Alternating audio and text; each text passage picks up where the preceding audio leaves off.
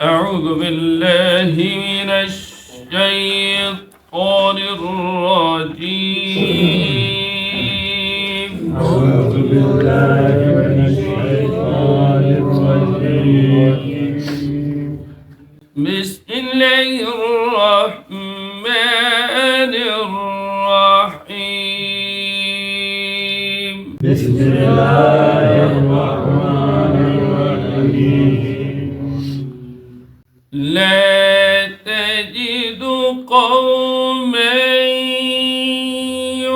يؤمنون بالله واليوم الآخر يوادون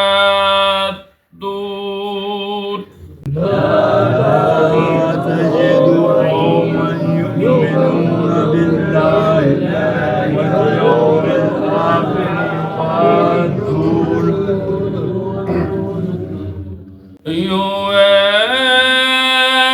يوادون من حاد الله ورسوله ولو كانوا آباءهم يوادون من أحاد الله ورسوله ولو كانوا آباءهم ولو كانوا آباءهم أو أبناءهم أو إخوانهم أو عشيرتهم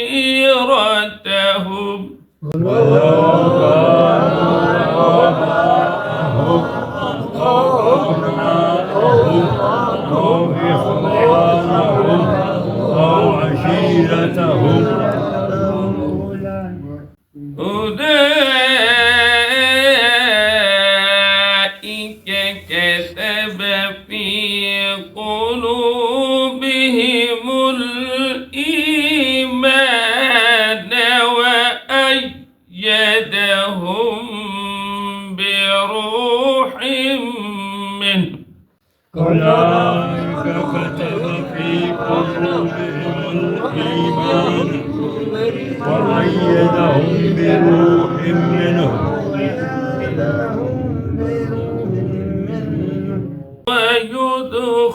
ويدخلهم جنات تجري من تحتها الأنهار خالدين فيها ويدخلهم جنات تجري من تحتها الأنهار خالدين فيها رضي الله عنهم ورضوا عنه رضي الله عنهم ورضوا عنه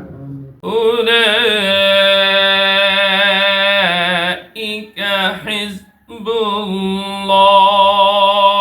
أولئك حزب الله ألا إن حزب الله هم المفلحون إن حزب الله هم المفلحون لا تجد नहीं पाएंगे आप कौमन किसी कौम युमिनून बिल्लाह जो ईमान लाते हैं अल्लाह पर वल यौमिल आखिर और आखरत के दिन पर युवादूना कि वो दोस्ती करे मन उस शख्स से हादल्लाह जो मुखालफत करता है जो मुकाबला करता है अल्लाह व रसूलहु और उसके रसूल वलौ कानु आबाअहुम اگرچہ وہ ان کے والد آبا باپ ہوں، او ابناء یا ان کے بیٹے ہوں، او اخوانہ یا ان کے بھائی ہوں، او عشیرتہم یا ان کے خاندان کے لوگ، اولئک یہی لوگ ہیں، کتب لکھ دیا، فی قلوبہم ان کے دلوں میں الایمان، کس کو؟ ایمان، وأیدہم اور قوت دی ان کو بروح منہ، روح سے اپنی طرف سے، یدخلہم داخل کرے گا اللہ ان کو جنات ایسے باغات پہ تجری من تحت الانہار کہ جن کے نیچے نہریں چلتی، خالدین فیہا اور وہ اس میں ہمیشہ ہمیشہ رہیں، رضی اللہ اللہ ان سے راضی، ورضوا عنہ اور وہ اللہ سے راضی، اولئک حزب اللہ یہی لوگ ہیں جو اللہ کا لشکر، اللہ کے گروہ، الا اگر رہو ان حزب اللہ کہ بے شک اللہ کا لشکر ہم المفلحون یہی کامیاب ہونے والے۔ کل کے سبق میں آپ حضرات نے پڑھا کہ جو لوگ اللہ اور اس کے رسول صلی اللہ علیہ وسلم کی مخالفت کرتے مقابلے میں آتے، اولئک فی الاذلین یہی لوگ جو ہیں ذلیل و رسوا، اللہ اور اس کے رسول صلی اللہ علیہ وسلم کی مخالفت جو ہے یہ ذلت اور رسوائی کا جو ہے یہ سبب ہے۔ ہجری برابر اللہ نے لکھ دیا ہے کہ ضرور بے ضرور اللہ غالب کرے گا، غالب ہو جائے، غالب آؤں گا میں ورسولی اور میرے رسول، ان اللہ قوی عزیز کہ بے شک اللہ تبارک و تعالی طاقت والے غالب ہے۔ اور آج کی آیت میں کیا فرمایا کہ آپ اے پیغمبر صلی اللہ علیہ وسلم آپ ایسی قوم کو نہیں پائیں گے کہ جو اللہ اور اس کے آخرت پر ایمان لاتے، اللہ پر ایمان لاتے، آخرت پر ایمان لاتے، پھر وہ دوستی کرے اللہ اور اس کے رسول صلی اللہ علیہ وسلم کی مخالفت کرنے والوں سے، یہ ہو ہی نہیں سکتا۔ جو اللہ پر ایمان لاتا ہے اور آخرت یعنی قیامت پر ایمان لاتا ہے تو ظاہر ہے کہ وہ مومن ہے۔ تو مومن آدمی جو ہے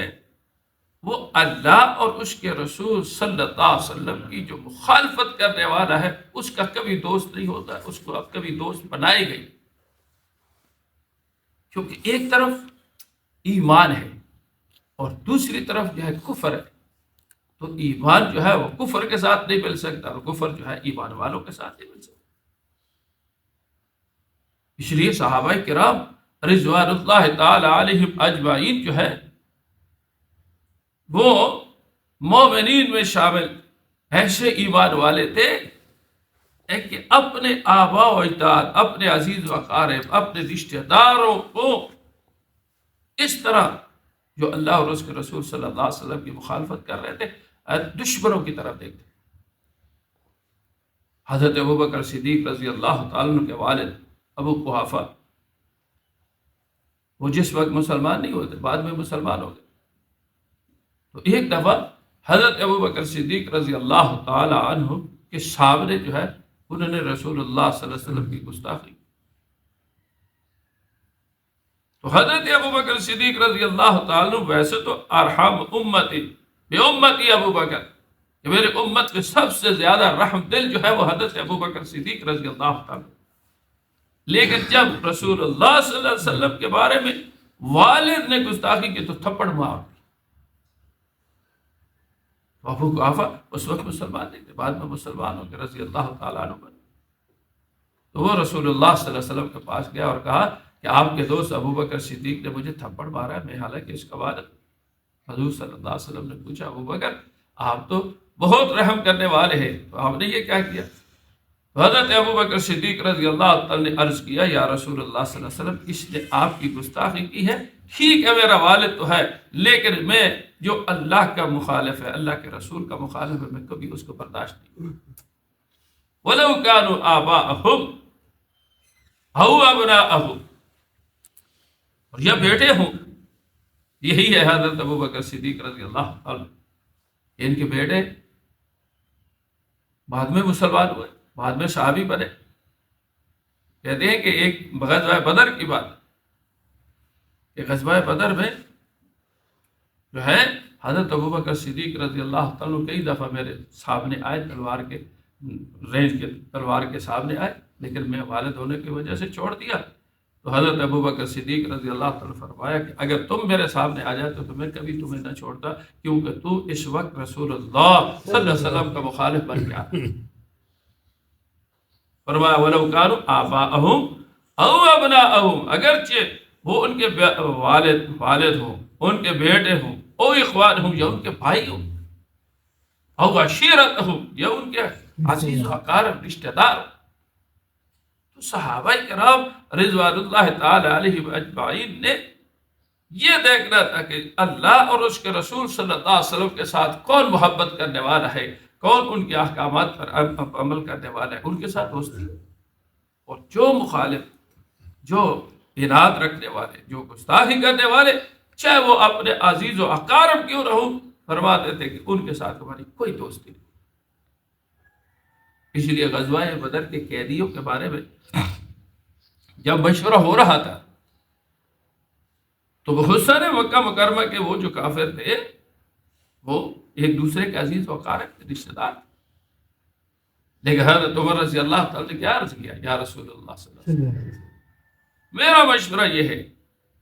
کہ ان میں جن جن کے جو رشتہ دار ہیں نا وہ ان کے سپرد کرو، اور وہ چاہ کر مدینہ کے چوک میں ان کو قتل کرو، کیونکہ یہ اللہ اور اس کے رسول صلی اللہ علیہ وسلم کے مخالف بن کے آئے ہیں، یہ اب ہمارے دوست بن کے تو نہیں آئے، خاندان کے لوگ تو نہیں بن کے آئے، بلکہ یہ تو مخالف ہو کر آج غزوہ بدر میں شریک ہوئے، لہذا ان کی سزا یہ ہے۔ تو اس لیے کیا فرمایا کہ جو آدمی اللہ پر ایمان لاتا ہے، جو قوم اللہ پر ایمان لاتی ہے اور آخرت کے دن پر ایمان لاتی ہے، وہ کبھی بھی اللہ کے دشمنوں کے ساتھ، اللہ کے رسول صلی اللہ علیہ وسلم کے دشمنوں کے ساتھ دوستی نہیں کر سکتی۔ تو پھر ایسی قوم کے بارے میں اللہ نے کیا فرمایا، اور اس قوم سے مراد سب سے پہلے مخاطبین کون ہے؟ صحابہ کرام۔ انہی صحابہ کرام کے بارے میں کیا فرمایا، اولئک کتب فی قلوبہم الایمان، کہ اللہ نے ان کے دلوں میں ایمان کو لکھ دیا ہے۔ اللہ اکبر، یہ پکے سچے مومن ہے۔ کتب فی قلوبہم الایمان وأیدہم بروح منہ، اور فرمایا بروح سے مراد جو ہے وہ نیک اعمال، یہ بھی ہو سکتا، روح سے مراد روح بھی ہے، اور روح سے مراد حضرت جبریل علیہ السلام بھی ہے کہ حضرت جبریل علیہ السلام کے ذریعے ان کو قوت عطا کی۔ ایسی قوم کے لیے کیا خوشخبری ہے، فرمایا وَيُدْخِلُهُمْ، اللہ ان کو داخل کریں گے جنات تجری، ایسے باغیچوں میں کہ جن کے نیچے نہریں چلتی، اور پھر یہ ایک دن کی بات نہیں ہے، فرمایا خالدین فیہا، یہ اس میں ہمیشہ ہمیشہ رہیں گے۔ یہ تو آخرت کے اعتبار سے، تو دنیا کے اعتبار سے کیا پروانا ہے، فرمایا رضی اللہ عنہم ورضوا عنہ، فرمایا اللہ ان صحابہ کرام سے راضی ہو گیا، اور یہ صحابہ کرام جو ہے اللہ سے راضی ہو گیا۔ یہ کتنی بڑی خوشخبری، ساری کائنات کے لوگ وہ اللہ کی رضا چاہتے ہیں، اللہ اکبر، اور اللہ نے اپنی رضا کا اعلان صحابہ کرام کے لیے کر دیا کہ اللہ ان سے راضی ہے اور یہ اللہ سے راضی ہے۔ اسی لیے حضرت ابوبکر صدیق رضی اللہ تعالیٰ کے غزوہ تبوک کے موقع پر جب حضرت جبریل علیہ السلام تشریف لائے اور عرض کیا یا رسول اللہ صلی اللہ علیہ وسلم، اللہ آپ کو بھی سلام اور ابو بکر کو اپنی طرف سے سلام دے رہے، اپنی طرف سے سلام دے رہے۔ تو جب اللہ کا سلام حضرت ابوبکر صدیق رضی اللہ تعالیٰ سے تو پاس پہنچا ہے تو خوشی سے رونے لگے۔ تو یہ ہے رضوان اللہ کی، اور فرمایا اولئک حزب اللہ، یہ اللہ کا لشکر ہے، یہ اللہ کا گروہ ہے، اور جو اللہ کا گروہ ہوتا ہے فرمایا وہی کامیاب ہے۔ الا ان حزب اللہ هم المفلحون، فرمایا اللہ کا گروہ جو اللہ کا لشکر جو ہے یہی کامیاب لوگ ہیں، دنیا کے اعتبار سے بھی اور آخرت کے اعتبار سے۔ تو اس آیت مبارکہ پہ خوشخبری ہے کن کے لیے؟ ان کے لیے جو اللہ اور اس کے رسول صلی اللہ علیہ وسلم کے مخالفین کے ساتھ جو ہے وہ دوستی نہیں کرتے، فرمایا ان کے لیے خوشخبری ہے، جنت کی بھی خوشخبری ہے، اللہ کی رضوان کی بھی خوشخبری ہے، اور اسی طریقے سے دنیا اور آخرت کے اعتبار سے کامیابی کی خوشخبری ہے۔ الحمدللہ والصلاۃ والسلام اللهم صل على محمد وعلى آل سيدنا مولانا عبدك ورسولك وصل على المؤمنين والمؤمنات والمسلمين اللهم اغفر للمؤمنين اللهم إنا نسألك الهدى والتقى والعفاف اللهم إنا نسألك العافية والمعافاة الدائمة في الدنيا والآخرة توفنا مسلما والحقنا مسلما اللهم إنا نعوذ بك من الهم والحزن ونعوذ بك من الجبن والكسل وقهر الرجال اللهم لا تسلط اللهم ربنا وفي الآخرة حسنة صلى الله عليه وسلم أجمعين.